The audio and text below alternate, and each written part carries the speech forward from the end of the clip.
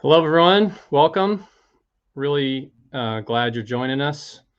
My name is Tim Carter. I'm president of Second Nature. We are going to hit the ground running here as we know we have limited time this morning. Welcome to the Higher Education Climate Leadership Summit. And what we wanted to do is start right off with a land acknowledgement because it's probably the most important thing we're going to do to start this session. A number of our staff, most of our staff over the past few months have spent a lot of time thinking about, reflecting on the work that we've been doing around equity, diversity, inclusion, access, justice, et cetera. And one of the pieces that we work on every event that we do is how to authentically do land acknowledgements. And so on behalf of the staff, I want to go ahead and just read this for you and then hand it over to George. So this is on behalf of both of our institutions. As co-hosts of the 2022 Higher Education Climate Leadership Summit, we perceive ourselves as accountable to the sovereign tribal nations and recognize the long-standing history that has brought us to reside on the land from which we are joining and currently reflecting on our place within that history. Our purpose for creating this land acknowledgement up front is to acknowledge and honor the original inhabitants of our various regions, recognize our history of colonialism and genocide, connect it to the context of our 2022 summit sessions and the way in which it shows up in our work, and to inspire others to take action to support Indigenous communities. In the spirit of our 2022 summit theme of fostering courageous conversation and radical collaborations, we're thinking critically about how to move beyond the land acknowledgement and explore ways to authentically support Indigenous communities in their leadership throughout the climate crisis. And two notes here. One, we have a keynote on Thursday that's specifically addressing this question with Megan Redshirt Shaw of how do you move beyond the land acknowledgement. And then I would ask our technical support to put in the chat a few resources that our staff has put together and as organizations we wanted to share with you as opportunities not just to be reflective, but also to be proactive about this activity. So I'm coming to you from Cambridge, Massachusetts, which is the indigenous home of the Massachusetts, the Nipmuc, and the Wampanoag peoples. I also wanted to say that almost every morning I ride my bike over the hill down into Harvard Square. And on the right side of my ride, I pass the old burying ground, which is one of the oldest cemeteries in America. Actually, it's from the 1600s. And in that burying ground, there's the oldest gravestone, at least most historians would say this, the oldest gravestone of a Black American. And it's a woman who's 15 years old. Her name is Cicely, and she was a slave. And she was a slave of a Harvard tutor. And I don't pay really any attention to that history. And I bike by it every single day. And I think we just all need to really feel this reality that our sector, our history has this extraction, oppression built into it. And so as we move forward the next few days, as we move forward on our work together, we know that we can do better. We know that we cannot repeat those historic mistakes if we're intentional about it and if we're thoughtful about it. And I would just encourage us all together to think about ways in which you kind of bike by your history in whatever more metaphorical sense you want to express that for yourself, and not to do that anymore. George, I'm going to turn it over to you for your acknowledgement. Thank you, Tim, and thank you all so much for joining us at the summit. I'm actually going to turn off my video because I'm having some connectivity issues, of course. But my name is George Dyer. I'm the Executive Director of the Intentional Endowments Network, and I'm joining today from Gloucester, Massachusetts, on the traditional lands of the Agawam and Pawtucket peoples. And as Tim said, we've been working within our network and with Second Nature to support and learn from and engage with Indigenous communities in this work as we strive to shift how we think about how capital and investment operate in the context of extreme inequality and the climate crisis. So we've aimed to reflect that over last year's climate action pursuit and this year's summit, and we look forward to working to continue to build on that with all of you through our organizations, through the higher, can really be more restorative and transform how we operate to be in right relationship with the land and indigenous communities. And as we think about these types of relationships and atrocities, we also want to acknowledge and share our thoughts and prayers for the people of Ukraine and the atrocities that are unfolding right now there, which so clearly ties to our work here around climate and the fossil fuel economy. So I'm going to hand it back to Tim in a minute, but I just want to briefly share my welcome on behalf of IEN. And for those of you in higher ed who are not engaged with the endowment or the investment world, just to say that, this is increasingly a powerful lever for positive change through the sector. Over the past 2 years, several leading endowments from Stanford, Harvard, Princeton, UVA, and several more have made net zero portfolio commitments to companies across the economy that they must decarbonize their business models in line with the Paris Agreement and a 1.5 degree warming scenario. Just a couple of weeks ago, the SEC released a new proposed rule that would mandate all public companies to report on their greenhouse gas emissions and climate risk in their required financial statements. And this is a huge deal, and it's really in large part due to pressure from institutional investors like endowments. At the same time, endowments are increasingly looking at these issues of diversity, equity, inclusion, and how they're fused to the climate crisis. And we'll hear from many compelling experts on this in sessions throughout this week on these topics. So it's an exciting time and opportunity for higher ed to accelerate the kind of action we need in this decade by driving change on campus, in the classroom, and through research. So just to go to the next slide, I also want to give a huge thanks to our sponsors, particularly our convening sponsor, TIAA, and their asset management business, Nuveen, as well as our platinum sponsor, AGF. And we hope you all find some time to connect with these folks and visit the virtual booths that we have in this online AirMeet platform. We've got some set aside time for expo visits to the booth, but you can connect with them at any time. And to do so, not just to learn about their projects and services, but these are great folks with lots of knowledge and really, I think it'd be valuable to build relationships to help advance your work on campus. Next slide. A big thanks also to our host institutions. And these are leading colleges and universities that have really stepped up to support this event and bring large teams from their communities. We really appreciate your support and leadership on this. And finally, to our nonprofit partners who are collaborators in this work and have helped to promote and support the summit as well.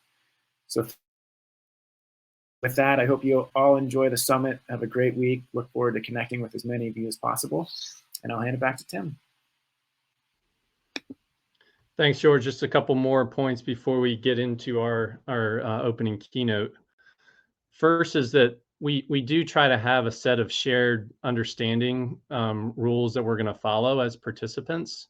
So I would just encourage everyone to take a look at these. I'm just going to mention them quickly. First is to generally hold in confidence information shared across these sessions. Sometimes there's sensitive information that obviously we want people to learn, but we also want to be honest about how it's being communicated externally.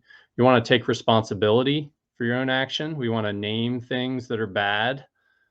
We want to listen and understand different perspectives and understand that actually that can be the biggest area of growth for us is when people disagree. But yeah, you have to listen. We want to be comfortable with discomfort. One of our themes is actually to have these really courageous conversations, and that sometimes means you're going to be discomforted. Being present, it's so hard to do in a virtual space, but we encourage people to really focus during those sessions that you either are presenting or participating in. And then lastly, being generous with each other, offer the benefit of the doubt to each other, and really be here for each other. This is a communal activity that we're doing together. In summary, we want you to take care of yourself. Be present. And we tried to use this platform because, in part, it's meant to facilitate some of these connections. So I'd really encourage folks to explore the kind of the immersive experience. We have various meetup tables. We have different messages. Obviously, there's a reception and a chat function, so feel free to use that. You can reach out to both our solution providers, who many of which are our sponsors, or to individuals, and really take advantage of the platform. We haven't tried this before, so it's a bit of an experiment, but we think it's going to be really helpful for folks. And then I did want to mention and just flag this screening before we show a quick video of 2040. This is going to be a video that's a screening that's going to take place on Thursday evening. And as registrants, I think many of you have access to this, and you may even want to promote it more on your own campus in order to do this screening together. So with that, our tech folks will help launch the video, and we'll take a look at a quick video reflecting on 15 years of the climate leadership commitments.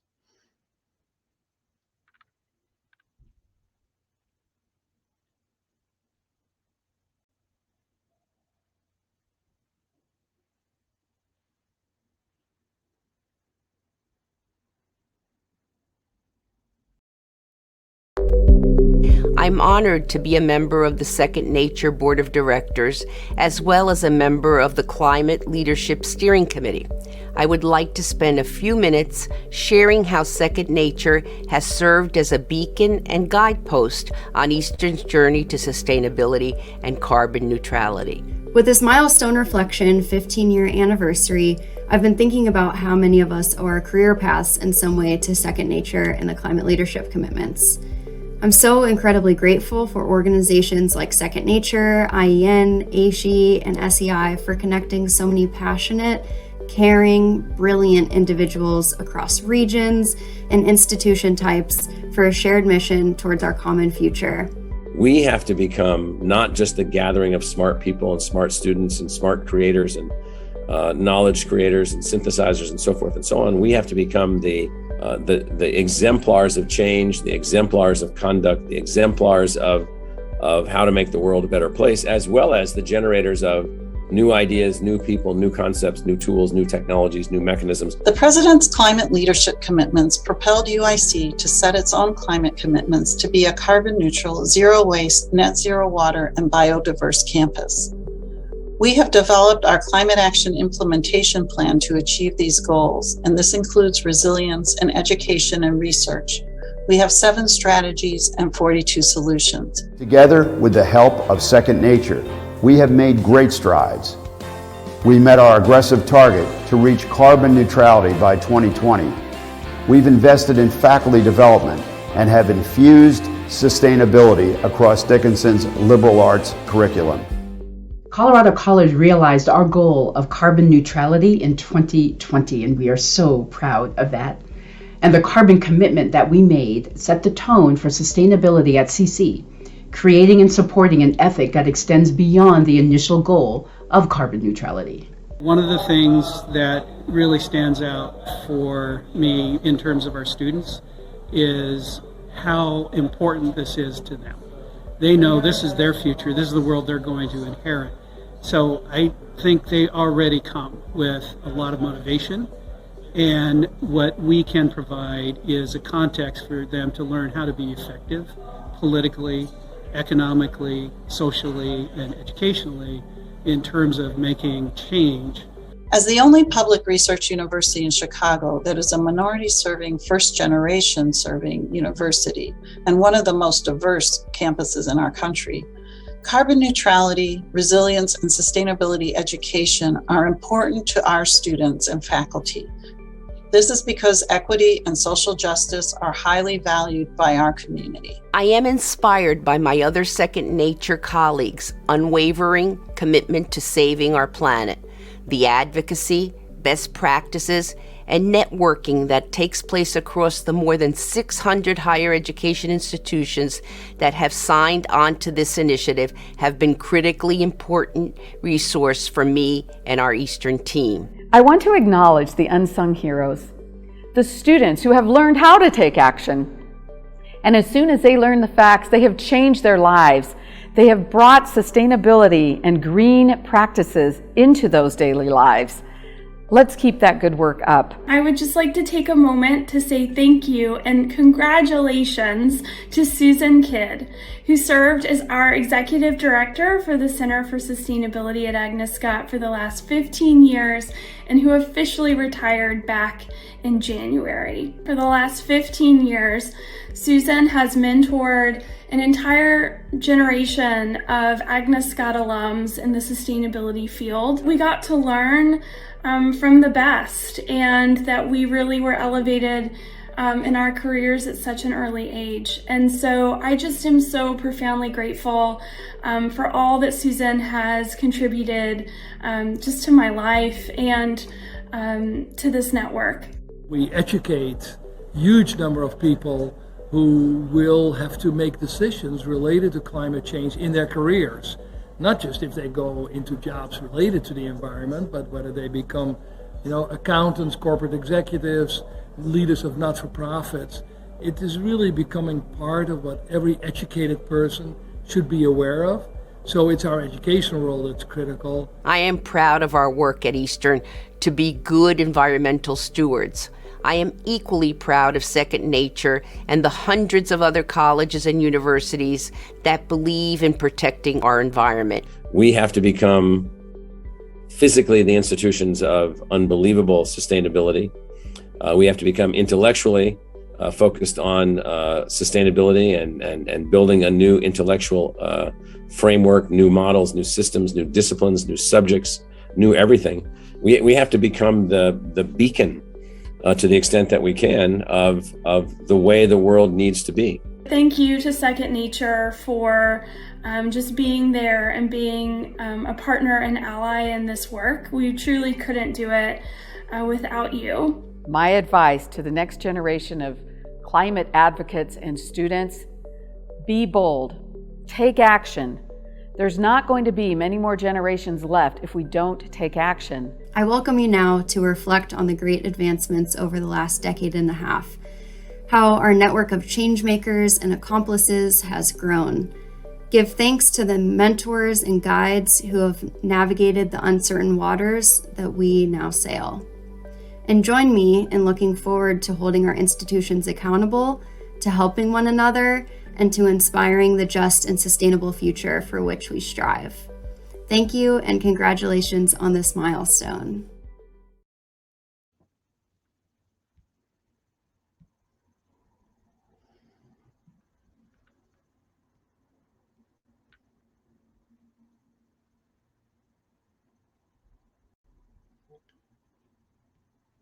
Okay, have to do a little pats on the back, right? Thank you for those wonderful comments from everyone who submitted a video. Sorry about this. Take a little second. It was really encouraging to hear all of your influence. I would say it's not really a pat ourselves on the back, it's a pat you on the back. Everyone who's been affiliated with Second Nature, a member of Second Nature, or just a part of the work of IEN and Second Nature over the years, we really are grateful for all that support. And we obviously are nothing without our members. So we are at this point here. So we are ready for our opening keynote panel, and I can say it's such an honor to have our keynote panelists here. This is going to be, in some ways, there's a merger of old school and new school, and I didn't say this to the panelists, but you all can see their bios. But Dr. Shafi, Fatima has been, we were talking this week, and she has been part of the foundings of Second Nature, actually, when she was at Clark Atlanta in the early 90s, and has been with us from the start in a variety of ways, off and on throughout the years. So she shares this rich history, and there couldn't be a better facilitator for a keynote panel talking about what could be a new mission for higher education than Dr. Shafi. Many of you also know David Orr, prolific writer, as he's want to say a number of times. He was saying this with the Carter administration in the 70s. So he's been talking about the importance of climate action and education for probably longer than most of us have been alive. So we're really grateful for folks who have been foundational in this work.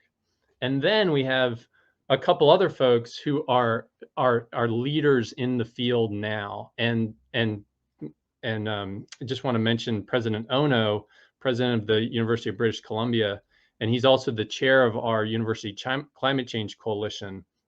As many of you know, UBC is one of the world's recognized leaders of an institution as far as sustainability and climate action goes. So we're really honored to have President Ono's perspective.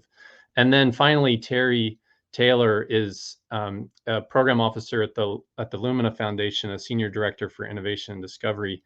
And Terry's really just starting to ask this question, maybe not starting to, but has been asking this question: what's higher ed for? What does that even mean? And what are we doing as a sector? And so it's this kind of a merger of old and new, history, present, future, that really is going to set, I think, a really rich discussion. A couple things I would encourage you in the chat to ask your questions. So we're going to invite everyone to the stage. Sorry, I'm going to kill this. Invite all the speakers to the stage. I would, before I turn it over to Fatima, I would just say, please ask your questions in the chat, and we'll have a little bit of time at the end for the panelists to address those questions. Fatima, over to you. Thank you, Tim. Thank you. It's welcome to our opening keynote session. I'm really honored to serve as a facilitator for this distinguished world-class leaders panel.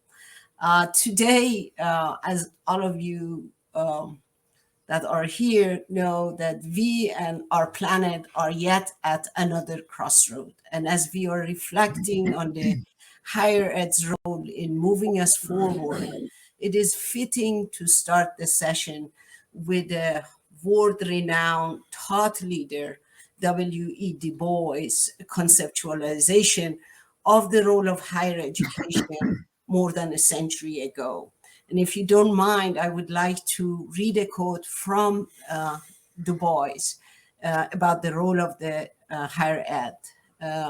Quote, "The function of the university is not simply to teach breadwinning or furnish teachers for public schools or to be a center of polite society.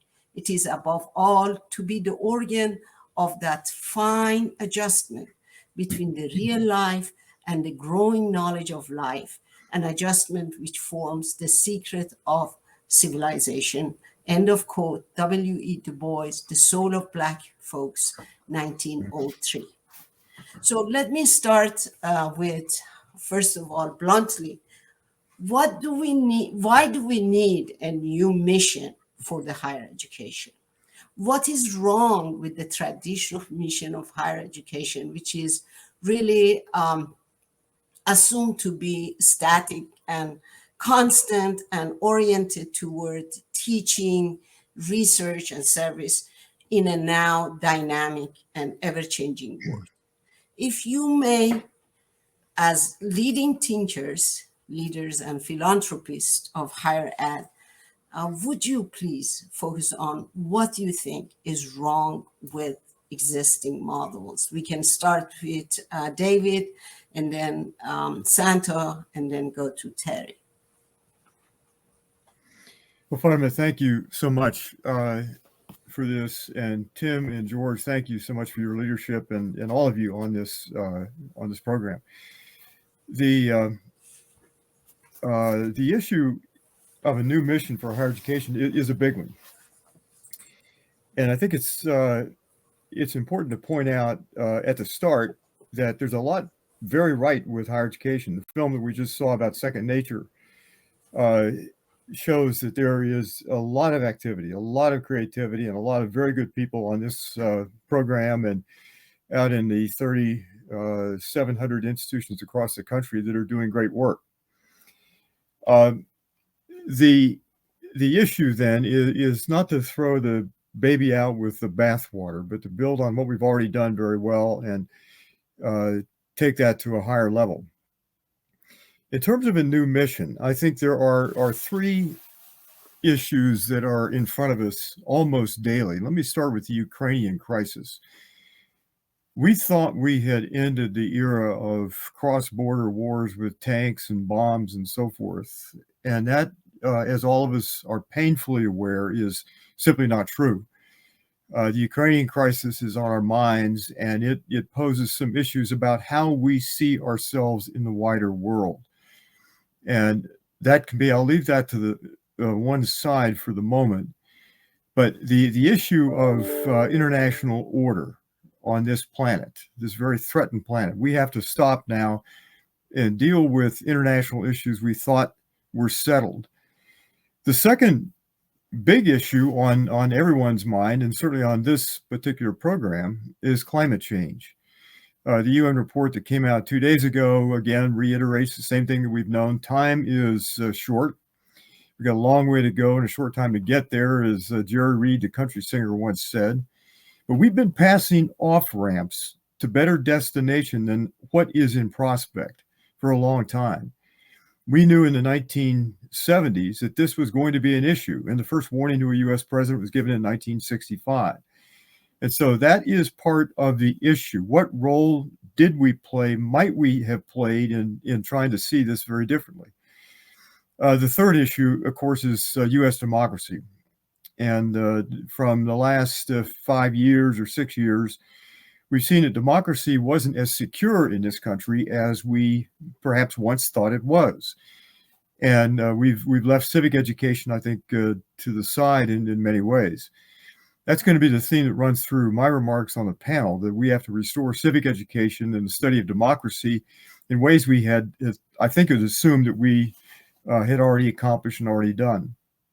So the question before us is not to dwell on what we've done wrong, but I think to ask a different question from the perspective of our great-great-grandchildren. What would they wish that we had done in our time relative to the world that they'll live in? And so I think in terms of the structure of a new mission, the screen shows Nicole Krauss quote from The History of Love. There are rumors of unfathomable things. Now, because we couldn't fathom them, we failed to believe them until we had no choice and it was too late. She's writing about a Polish village in the pre-World War II era, and they simply couldn't fathom what was coming at them. I think the same is true in Ukraine and across the world right now. There are things happening relative to climate change and politics and war that we simply didn't grasp, certainly not in time. And so the issues for us, I think, and trying to think of the new mission, what are the things that we don't do very well? And I would like to suggest maybe three. Issues that cross boundaries are tough for us because we've organized most of the learning enterprise by disciplines and subdisciplines. And as with the growth of knowledge, that has gotten more and more intense. The centripetal pull of scholars and thinkers into smaller bodies of research and thinking. And that's the way the reward structure is built. Secondly, I don't think we do very well for problems that have no good answers, things that are inherently tragic and difficult, and problems that we are, and particularly in America, I think, technological optimists. We assume that there will be technological solutions for whatever ails us. It'll be solar collectors or wind power or whatever, but that's not quite the way the world works. And there's an important balance to establish between a tragic sense of life and our technological optimism. It's not one or the other. It is a combination of both, and to use technology to minimize tragedy, but never escape it entirely. And then there are those issues that are beyond our comfort zone. We have a hard time reckoning with limits, for example. This is the 50th anniversary year of a book that came out in 1972 called The Limits to Growth. And in that book, a group of MIT systems thinkers led by Donella Meadows and Dennis Meadows, all students of Jay Forrester, issued a report that said there are just limits. that we cannot do certain things, that the biosphere is limited. It came out about the same time that the great economist Nicholas Georgescu-Roegen and his student Herman Daly were writing about the steady state economy and beginning to think about these kind of issues that are restraints. Most of the physical laws, as Daly and Georgescu-Roegen pointed out, are laws of limits, things we can't exceed. The limit of speed, the limit of accumulation, the limits of ecosystems. But these are hard for us, I think, to reckon with, particularly in our culture that is so optimistic about so many things. Now, let me just conclude by saying this. There is one more slide I wanted to put on the screen. It's William Barber. We did a conference at Oberlin in 2017, and William Barber was the closing speaker. And as he walked off the stage, everybody was standing, gave him a standing ovation. He turned to me and said, "Brother, I just didn't have it today. I'm really sorry." And he was the equivalent of an exclamation mark on the event. One of the things he said in that great talk was, our ideas are too puny for our circumstances. And I thought of that relative to the academy. We got all kind of creative ideas, but relative to the crises that I've mentioned and some that you know much more about than I do, our ideas are still too small for the circumstances we're reckoning with. So I'll go back and I'll close this by saying again, I think in terms of a new mission for our higher education, the right way to frame this is to simply ask, what would our great-great-grandchildren wish that we had done in our time relative to their prospects? And I'll stop there. Thanks.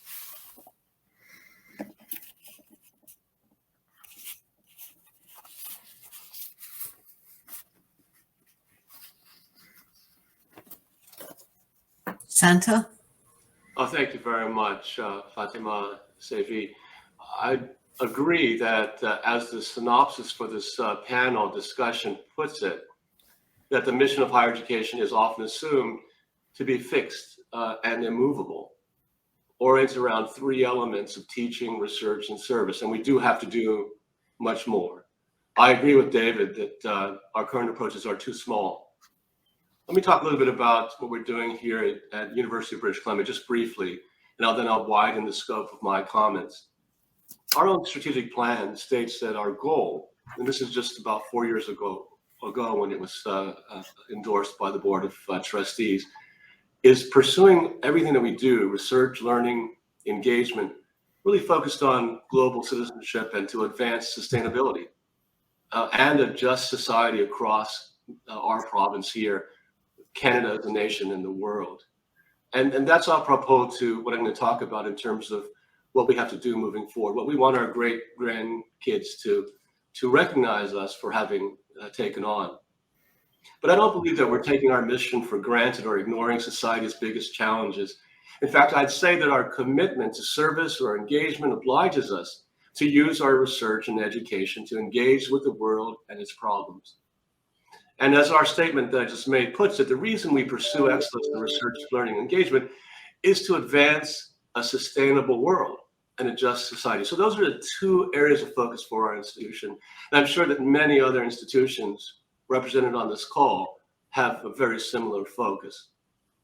Over the past few years, we've come to realize just how important this is as the world grapples with climate change, wars, and pandemics, as David put it. We have lots of existential challenges that we have to be part of a solution for.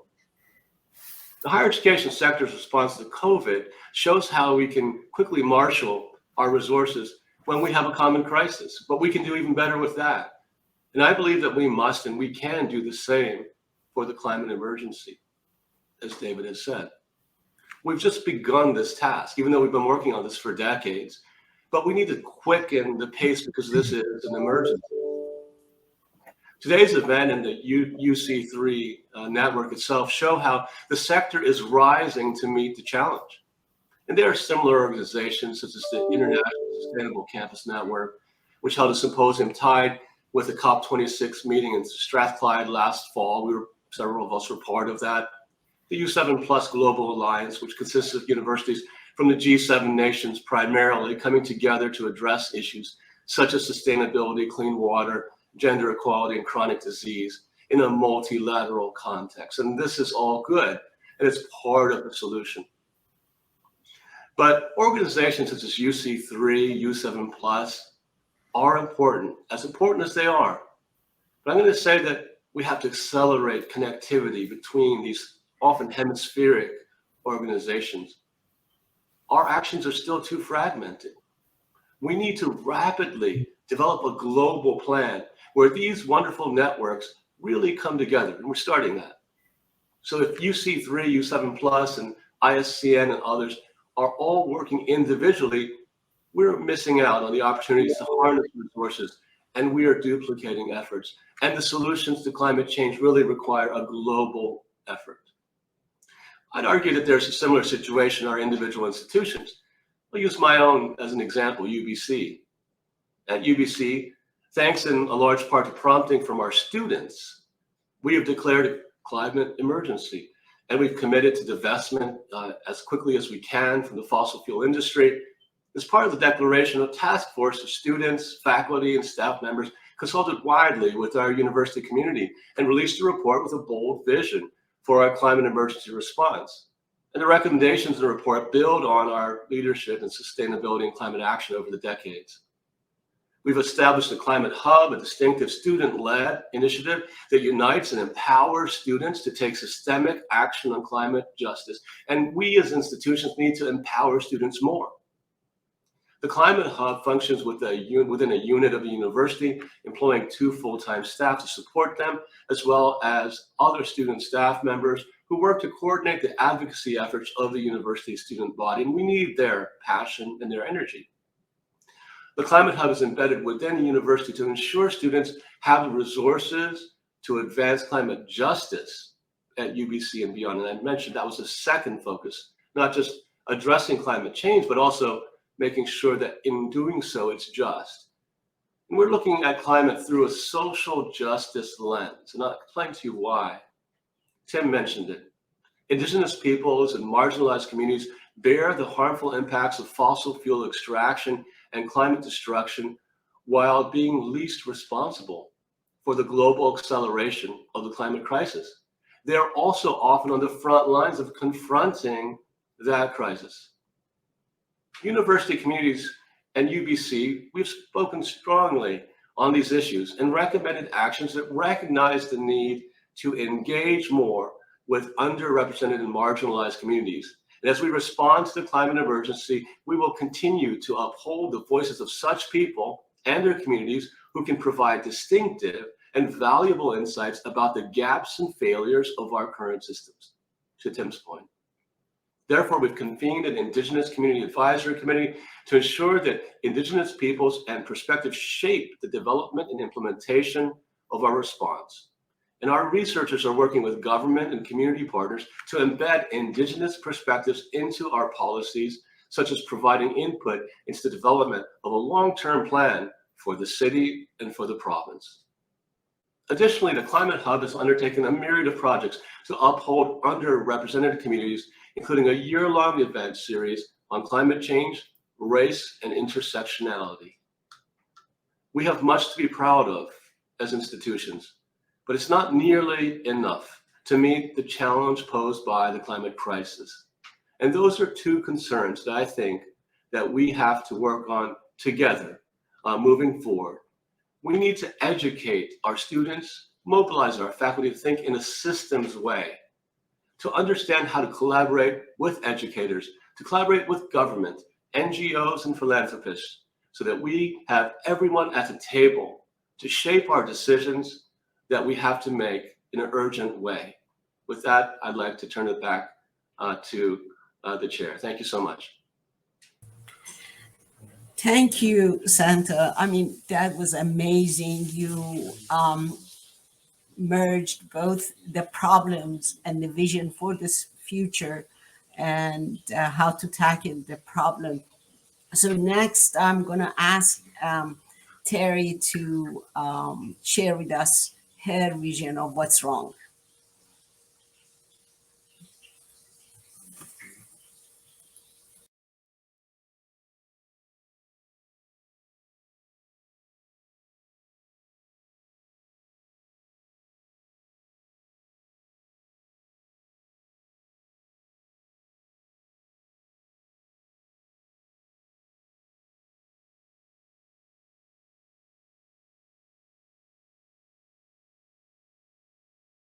Oh, and I just realized that I had muted my computer, and I will start again.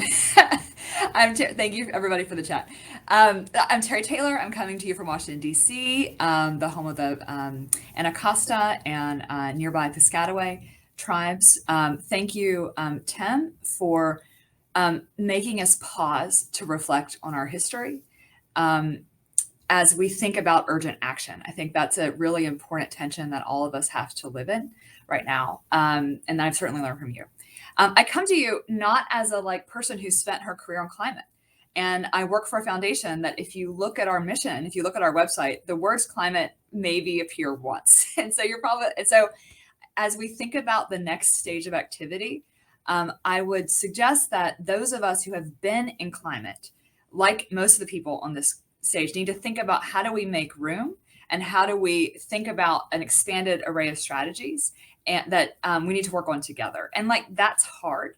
But before I start diagnosing the problem in higher ed, I thought I might talk about what the problem has looked like on our end. Lumina has oriented all of its work since 2008 around increasing educational attainment in the US. We have a very strong racial justice imperative that we put beyond that. And we've had a goal that by 2025, 60% of American adults will have some kind of post-secondary credential. And since we have set that goal, 11 million more people in America have degrees and other quality credentials, 11 million more than were projected in 2008. That should be celebrated. However, in that same time period, emissions are up 15%.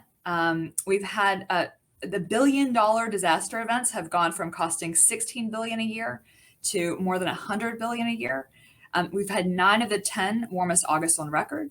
And the trust gap between the informed public, which this survey says are people with college degrees, and the mass population has gone from 5 to 15 percentage points. David talked about the intersections of weakening democracy and increasing climate change. That can't be understated.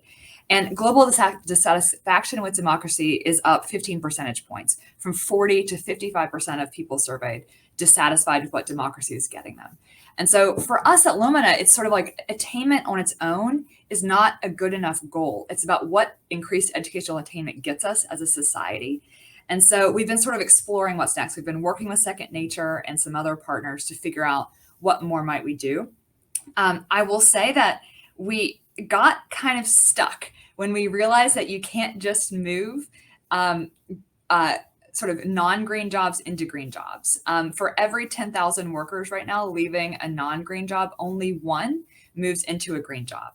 That is an education problem. Yes, we have to talk about youth and we have to talk about young people. They are a huge motivator. We also have to think about all of the workers whose jobs are changing or whose jobs are ending. And many of them are folks of color. Many of them are lower skilled folks. And so that's something that I hope Lumina can bring to this. We've been thinking about adult learners and today's students for a long time. Those folks have to be in climate plans. And I would also say it's sort of a false dilemma to say, we have to, an average solar panel installer makes $10,000 a year less than an average coal employee. What we need to think about is more of a care economy, a sustainable economy. How do we think about valuing local efforts? How do we think about valuing taking care of each other, whether that's elder care or child care? And all of that fits into this climate crisis.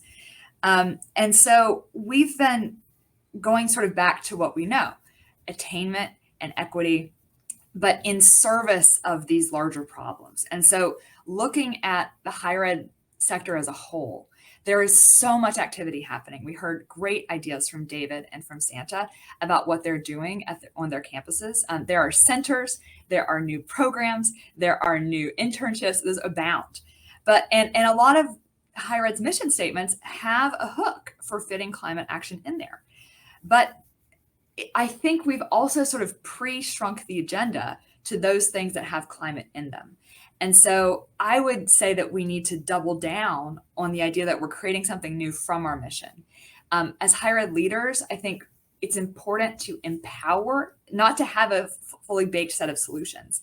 We have to empower people to see what in their own job or their own department they can do. because higher ed loves to sort of compartmentalize things. David spoke to this very well. That if you, we have a climate initiative, and it's being run by our new center, but our maybe economics professors are teaching outdated modes of estimating the climate impacts on the economy. And so there's all of these things that need to happen. And so it has to be the whole of the university working together.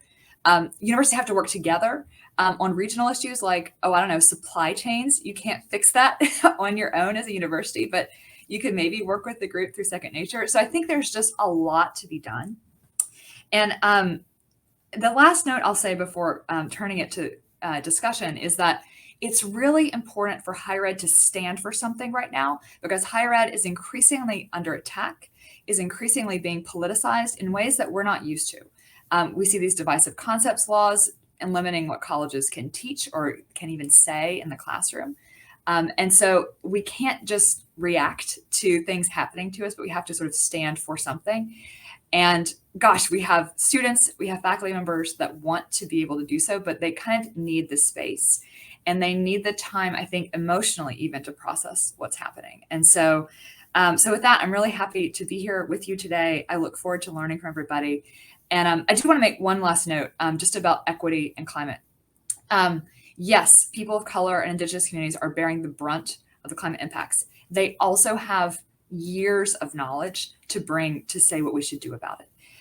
If you look at survey results, Black and Latino people in the US and elsewhere tend to be more worried about the climate crisis and more likely to take action. So there are assets in communities of color that we absolutely have to leverage, not just because they're being impacted more, but because they have so much to bring to the table. So with that, I'll turn it back to Fatima. Thank you, Terry. That was wonderful. We had so far all our distinguished panelists giving us thought-provoking thing to ponder about. Please, audience, don't forget to put your questions in the chat. We will, after a few minutes, we'll go to the chat for questions. So my question right now is, to make it very short question, because we are time crunched, is that all of you articulated the problems. And now what I want you to focus very briefly for a few minutes, what can we do about it? What are the missing elements that we need? What is the secret sauce that we can make to bring change? And if you could please let us know that how can we correct the situation and make the higher education better equipped to withstand the challenges that we are facing and help us. Let me start with a couple of small things. Actually, they aren't small, sorry. Higher ed has got to be humble about some of this, I think. I think there is just the reality that in certain communities, higher ed is seen as actually not necessarily an engine for climate, but a place that has taken over community resources, that has power plants that they can see, maybe that hasn't educated their students about climate. So I think there's something about not just trying to define the problems we're trying to solve based on inside higher ed's definition. I think it's really important to reach out both on a national and international level, but also on a community level to understand what this actually looks like and what actions are most meaningful as we sort of decide what to focus on most. Again, I think we have higher ed has so much to contribute, whether it's from our educational programs, endowments and investing activity, the physical plant that many universities have, there's just so many things that higher ed can do and is doing to contribute to climate action. At the same time, the next chapter, I think, requires a reflection that we haven't done everything right. I would say the 36 million adults in America that have some college and no credential, that's a democracy problem, because that experience may have decreased their trust, may have made them think institutions don't work for me. And so I think some of that being able to move from problem to solution, to me, like also requires a dose of humility. And that certainly includes the philanthropic sector as well. But I'm interested to see what others have to say as well.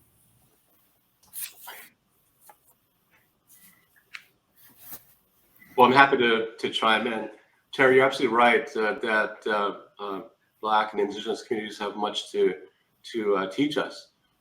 We are here in British Columbia, where Indigenous communities have been on these lands for thousands of years.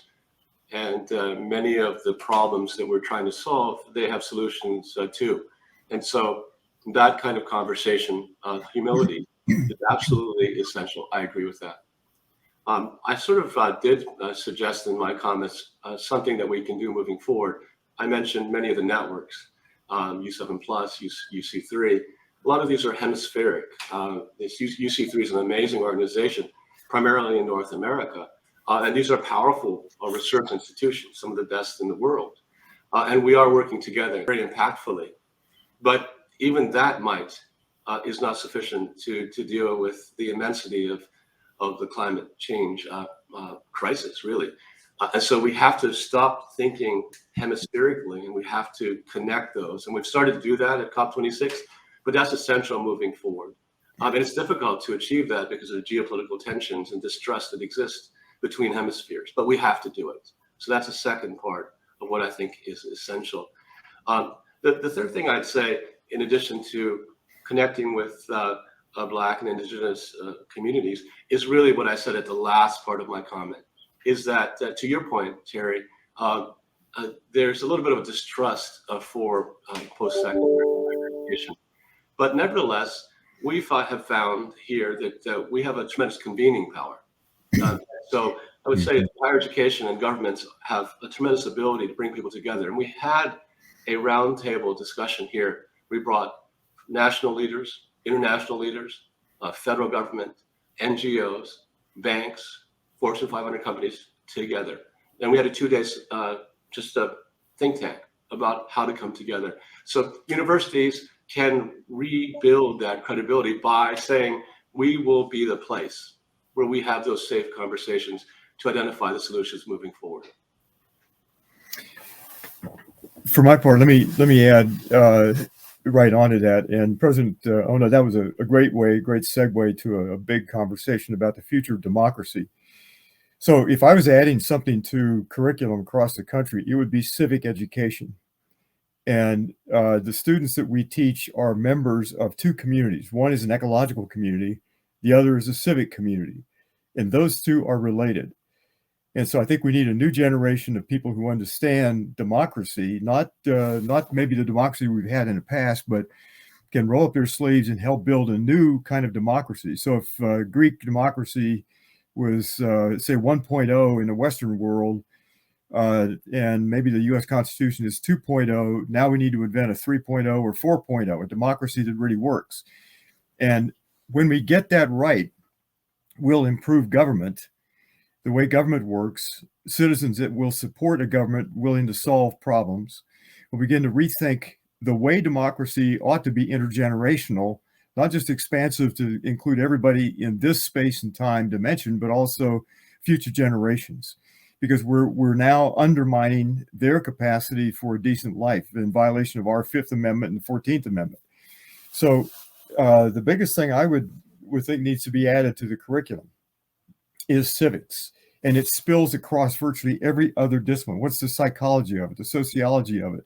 How does democracy and the way we do the public business relate to carbon emissions? Well, there's an interesting subject. And we're going to have to get people involved in supporting pretty far-reaching things. So if there's one thing for the university to do, and I think this goes back to President Ono's comment, and also builds on Terry's, begin to convene events and scholars and thinking across the borders, across those boundaries. And democracy isn't just a Western thing. In this part of the world, the eastern part of the United States, the Iroquois Confederation pioneered democracy a long time ago. It is an international phenomenon. And we need to draw on all kinds of traditions and philosophies that we've tended to ignore. So the one thing I would add, building on the comments of both Terry and President Ono, is let's begin to think about how we do the public business in a way that's fair and decent and honorable, and also ecological, and include future generations in it. Back to you. Thank you. I'm humbled and inspired by all of you. Before we go to the audience for their question, given that the three of you have identified a need and also articulated new responsibility for our higher ed, before climate change renders the planet inhospitable, what are the next steps? How can we reimagine, retool? How can we conceptualize, develop, or operationalize a new framework for putting your ideas into practice and transform and accelerate change in higher education? Because as all of you identified, we are running out of time. So I would start with Santa. Well, thank you very much. Some of you have been following what we've been doing at the University of British Columbia, and it was something that was commented on by President Obama in one of his comments. And that has to do with sort of a framework that we put forward using the campus as a living laboratory. We're fortunate that UBC is a very large institution. We have about 80,000 people on one of our campuses every single day. So it's really a large town or a small city. And just yesterday, we had a conversation involving a very large telecommunications company here, together with government officials, both at the local and national levels. And sometimes we bring in international colleagues as well. And to answer your question, and to my point earlier, I think those sorts of cross-sector conversations focused on a very precise aim or deliverable is going to be necessary.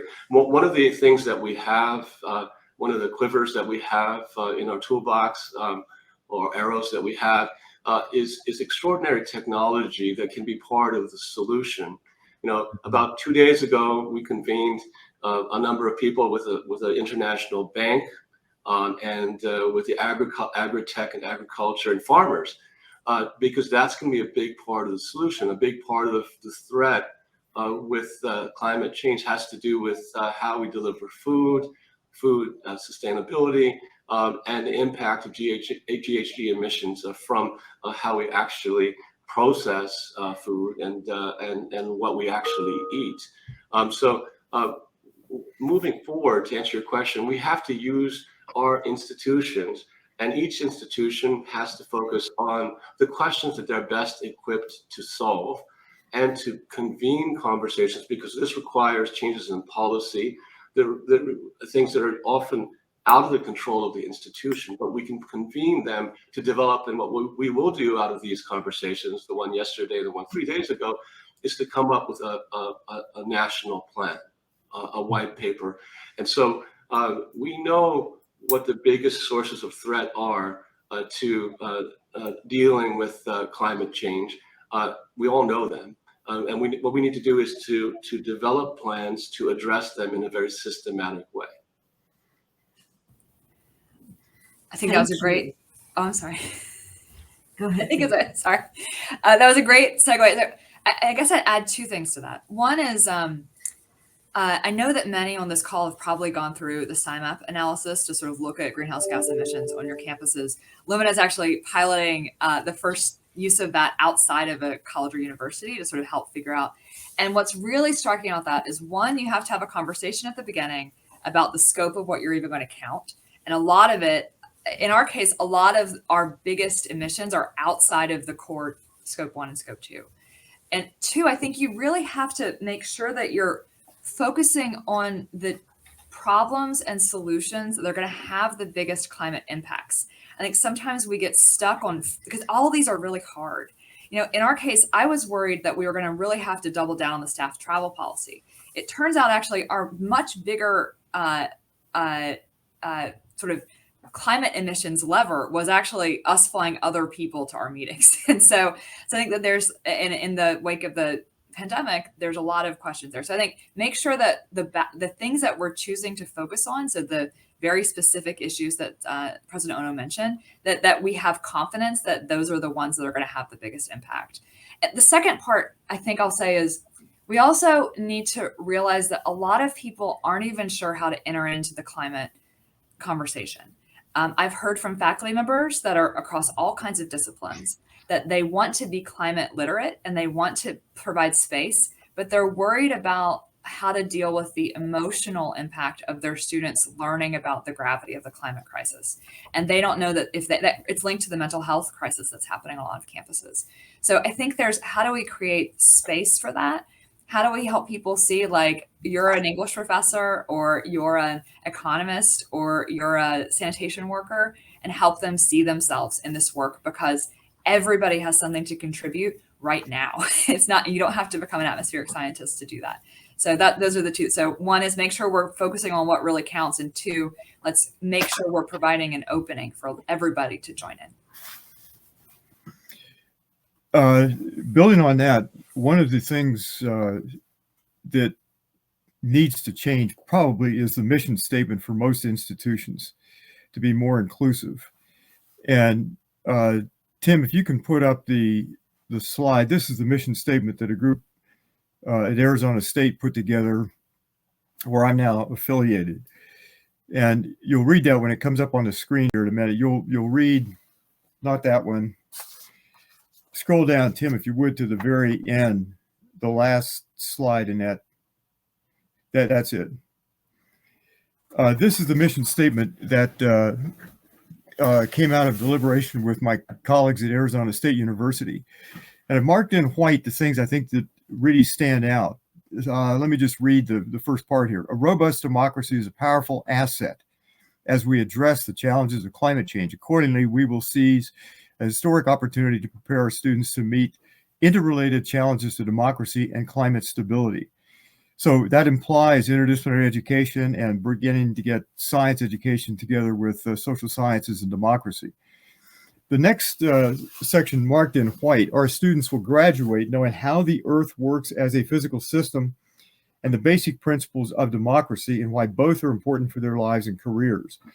So that takes on an added dimension that we've neglected, and certainly my home discipline of political science neglected civics and democracy. We thought we'd solve those issues, and so we let them go. And then finally, to build on what Terry and President Ono have said, further, we'll deploy our assets of teaching, research, expertise, public events or convening, counseling, career planning, and leadership training, and engage alumni in our effort to preserve a habitable planet and the hard-won rights of people to choose how they're governed, by whom, and to what ends. So when you think of everything that is involved in a university, what the faculty committee at Arizona State has pulled together is everything that a university does. And let me just highlight one part of this. Counseling is becoming an increasing burden because young people are experiencing depression and psychological anxiety given the climate change.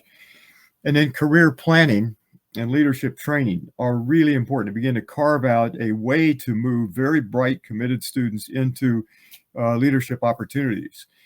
So this is a fairly sweeping commitment that includes what many are now doing, but also expands it to cover virtually everything that happens within a university context. So I'll turn it back to you, Fatima. Thank you.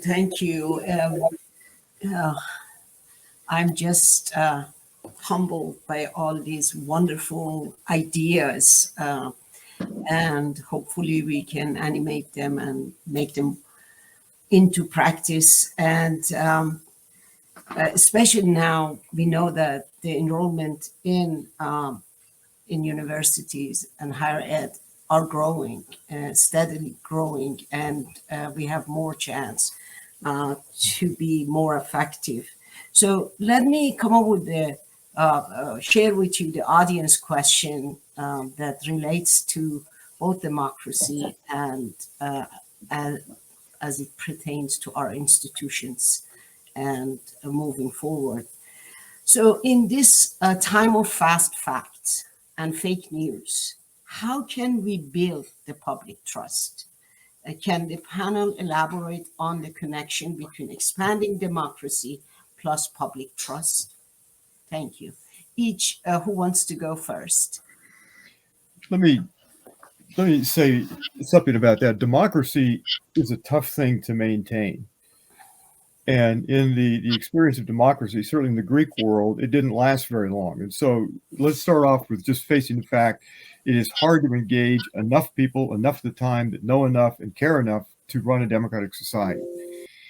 Having said that, in our experience in the U.S., the founders of the country, particularly Jefferson and Madison, singled out two things that are really critical and fall in our bailiwick, everybody on the call.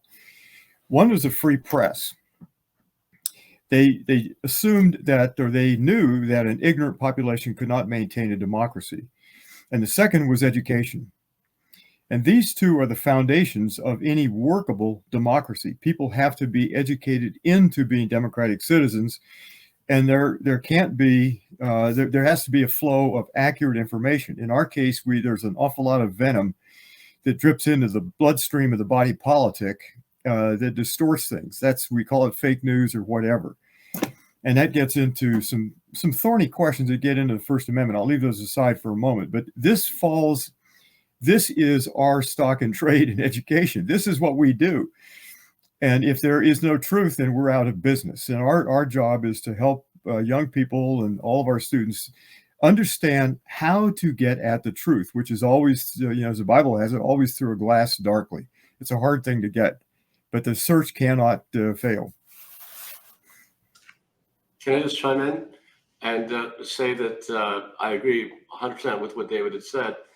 Just a couple of things I'd like to say in terms of what universities can do. As you know, it's patchy in terms of the sort of suspicion and marginalization of institutions around the hemisphere, if you will. You can see that if you turn on the news. It's really incumbent upon the institutions that are in areas which still value education and the importance of true information, evidence-based reporting, to stand up, as I think you said, Fatima.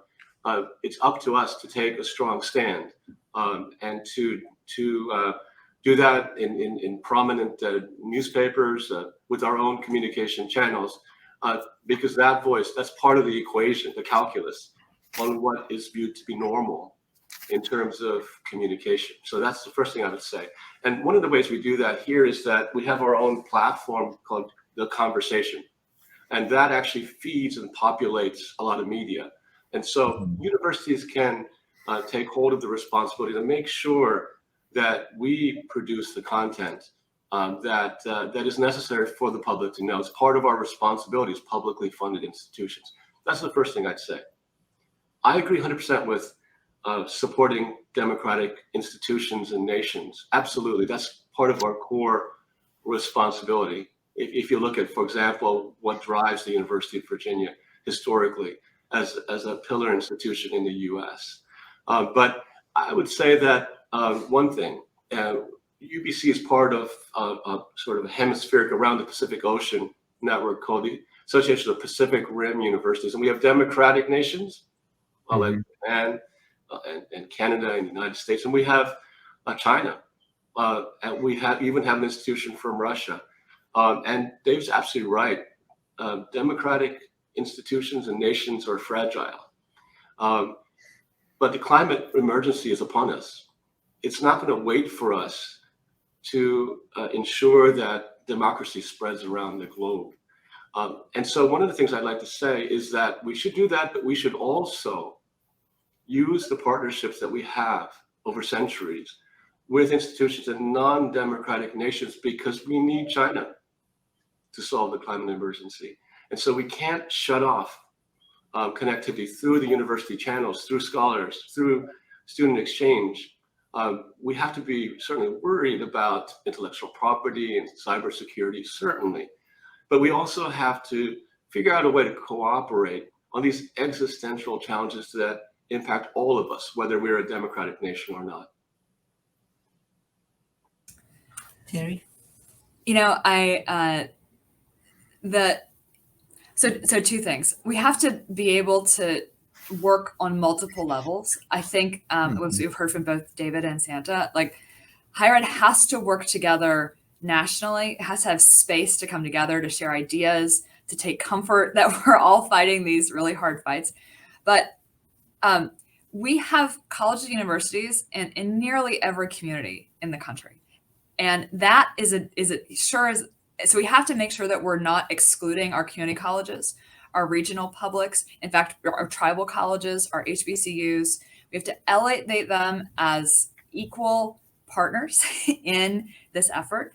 I think also being aware, President Ono reminded me that not only is there a global democracy coalition, but there's also a growing use of higher education and green industry by increasingly autocratic nations.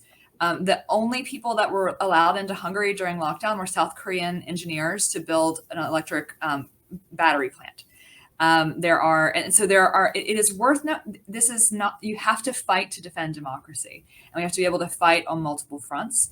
And that is not something that higher ed has been used to in the last couple of years. I think as we've been searching more public funding, more research dollars, increased prestige in some places, you look at a place like Florida, where we're at a moment where that's real tension. And I think that we need to create spaces for leaders to come together and to be able to feel restored, for them to go take that back home and inspire their stakeholders. And so I'm happy to play some part as a funder in that.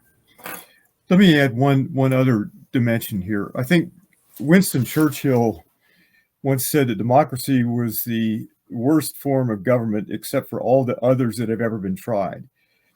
And so he prejudiced the case against democracy.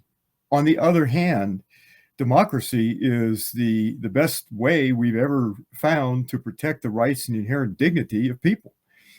And never perfectly, obviously, never as much as we should do, but it is by honoring people's perspectives.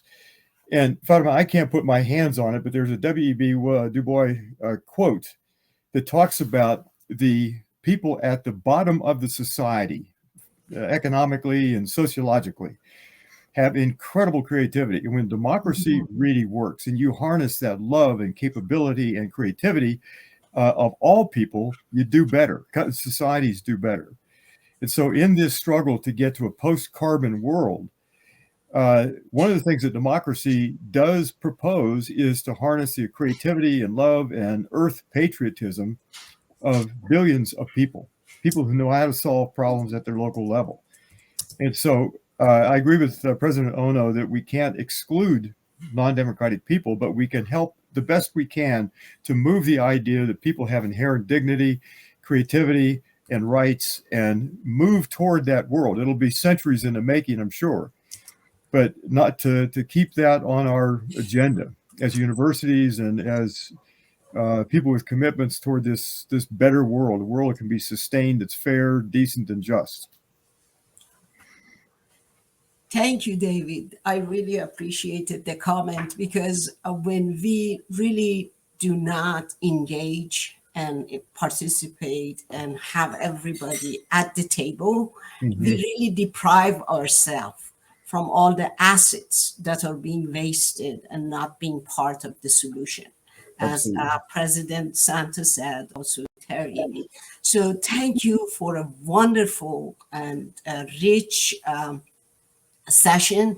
You really gave us a call to action, and at the same time, you provided us with a blueprint or roadmap of how to get there, how re-engage the universities and leaders in this important conversation.